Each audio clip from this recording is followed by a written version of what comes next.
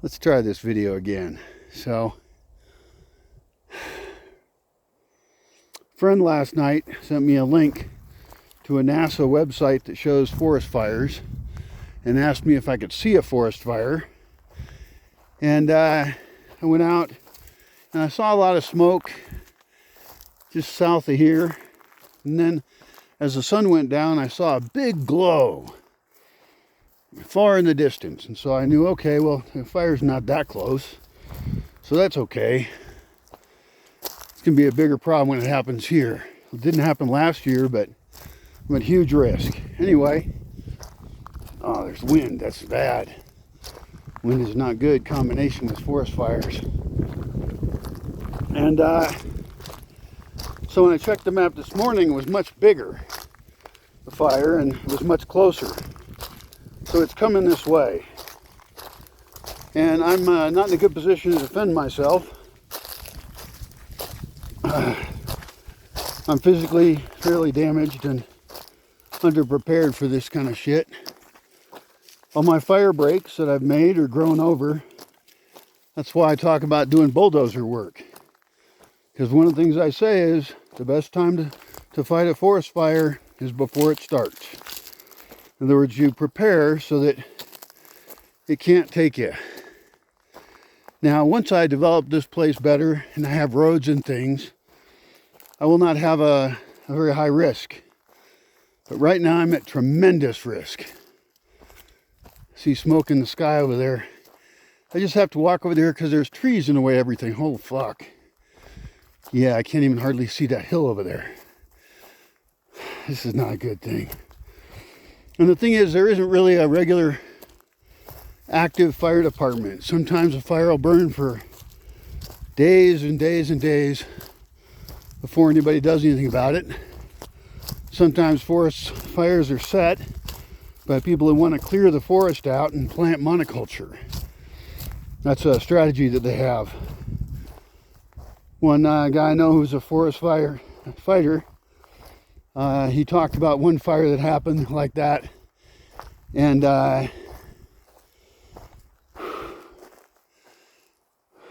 shit, and there was like 5 different points it started at, so it was very obvious it was an intentional burn, illegal too.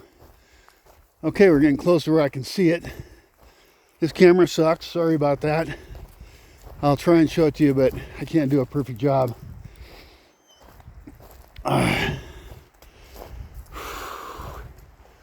Oh, this is going to be fucked up if it hits me. Now, in the past, neighbors have shown up. There was a guy from the forestry department, I think 3 of them, that did show up on my biggest fire, and they helped put it out. It still took another 3 days to finish the job. Yeah, you know, that's a hill over there.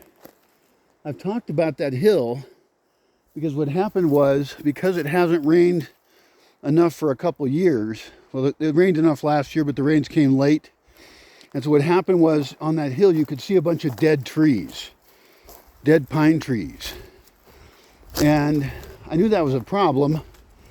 I wasn't thinking of forest fire when I was talking about it, but yeah, dead trees burn like crazy. And so it's not just fire along the ground, it's fire that takes the whole tree then. And then that can really kill off all of the forest in that area. So it's a huge danger, like big, huge danger. There's really no, oh yeah, no, this is actually not a bad view.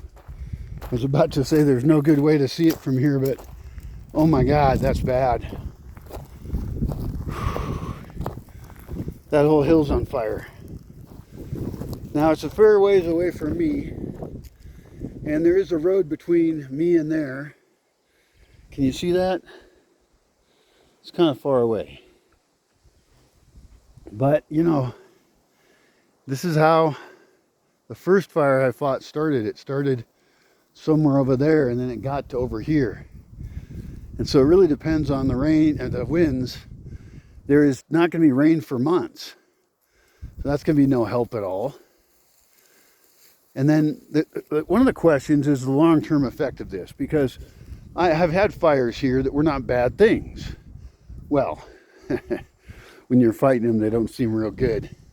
And people do get injured. Oh, shit's fucked up, man. So that fire started over there in a field. A guy was burning brush, and then you could see where it crossed the road in some pine needles. And then it went on my property and went that way.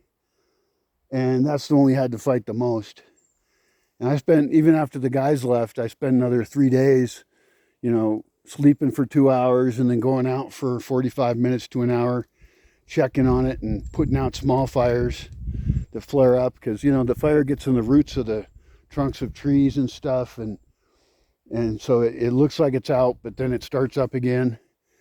So I was totally exhausted, and it did restart completely.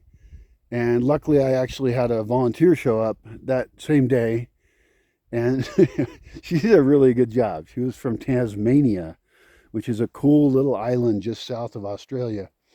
Skinny chick, but tough. And I was so tired, and I was just gonna fucking give up almost and just be like, okay, just let it burn. And it was gonna go onto my neighbor's property, which I don't want to have happen either.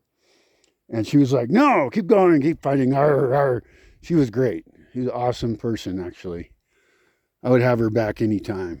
And anyway, but that place where it burned, it turned out to be the most productive garden I've ever planted in my life. We just threw seeds around. I had been saving seeds of stuff. And it had tons of squash in it and all kinds of stuff. We had, what's that white stuff? Amaranth.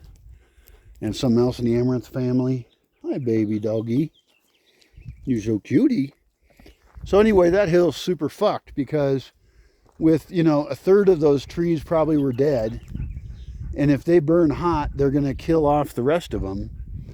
And this is how places become deserts, right? This is because all the water in any springs in the hills has been tapped off for human use. And of course, it has steadily been raining less and less over apparently the last 50, 60 years.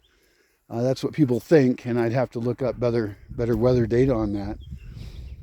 But that hill is not going to recover to be what it was before. And, change happens. It's not necessarily bad, and I really do try as hard as I can to look for the good in the bad. So that hill's actually in a great spot to develop for some tourism. I would recommend that they put in roads. I don't know who owns it. It might be community property. There's a big land trust here, local land trust. It owns tons of this stuff. They own this entire hill over here. They own lots of stuff. So they could do that and then replant it with like oaks and things that keep like especially black oaks and Nisperos, and those are loquats, I guess. And lots of plants that aren't as weak as the pine. The pine is like a pioneer species that comes in quick. In this case, the pine beetle plague killed off the trees. They were not harvested, which they should have been. They could have been harvested. If you know there's a pine beetle plague, fight it, get the wood, sell the wood and use it, and then you don't have a bunch of standing dead wood all over it because they just left it there. And that was valuable wood. Now it's just ash. Now that soil is going to be really nice though. So they could put some roads on contour around that hill. Some sloping ones that go up it as well. They could use it for some tourist things because there's nice views up there. And so they could leave, 90% of it natural and put some, hotels up there, parks and things. And then they could replant it with a really wide diversity of trees. Probably not eucalyptus. Those burn a little bit too much as well. And they kind of, I guess, are bad for the soil. They compete with other plants or something. Pines do that too. Pines will take over an area, and they're a good pioneer species. Pioneer. And I'm getting crazier by the minute. Wow, that is so cool looking. I heard a helicopter earlier, but mainly people here just let stuff burn. And that's inconvenient if you live in a forest. Because I don't want my stuff to burn. Now, of course, housing should be built of concrete and materials like that. And most of the towns around here, they build heavily with concrete. They don't have like stick-built housing. I don't know why people even have that. That's why you get stuff like the Seattle fire, the Chicago fire, burns the whole city down or half of it or something. It's just bad architecture. And it's a waste of wood too. It is more expensive probably to build with stone and brick. Oh, there's a bit that's closer to me. Oh, it's not that far away. It could be here today or tomorrow, easily. And look at this wind. Like, if you can see my hair, I don't know how to show you wind. But that's not a good sign. It's also the wind is headed from there to here. So it's going to carry the fire from there to me. Oh, this is not convenient.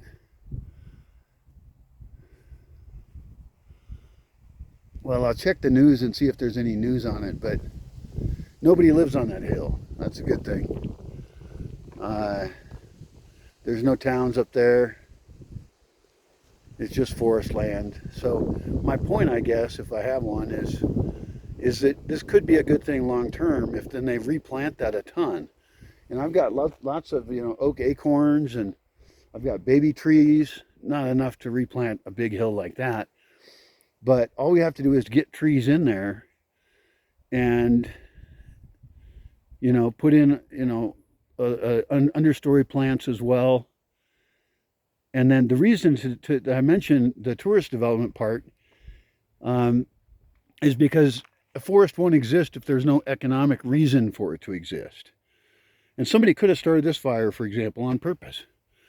They could be like, well, we're not allowed legally to get rid of this forest, and we want to use it for something else. It has a really nice road between two important places. It's a fairly new road. And so it's entirely possible that somebody thought, economically, we would like that to not be a huge pine forest anymore, and that they don't mind it's burning. And I'm in favor of the idea that we should protect land by making it economically viable. That doesn't mean cutting it all down for monoculture, like you see right over here. Actually, I'd love to, somebody was burning over here recently. Well, at least they put it out, didn't just go home. But I would actually love to get control of this field and that field, and then use most of it as an experiment in planting from nothing, kind of a blank canvas, and taking seeds and plants from my property and then making a really good design for it where 80% of it is plants and stuff and shade. And then I also want some parking over here that's useful to me. There could be a little RV parking spot, because I'm very emotionally attached to my land. And I do have plans for all this part of my land to do things with it. But here, it's already nothing. So I wouldn't feel bad about having a, van lifer camping spot here or something. And I could do an experiment where I see what just grows.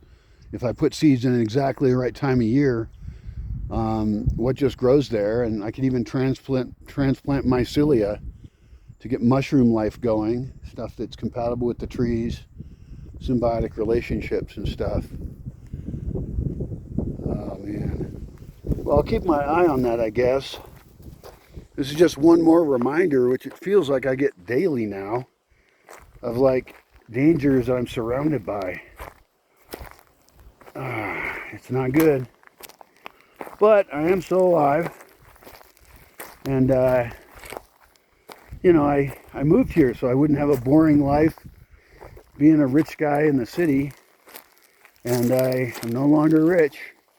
And my life is not boring. So I win. I'm very successful. I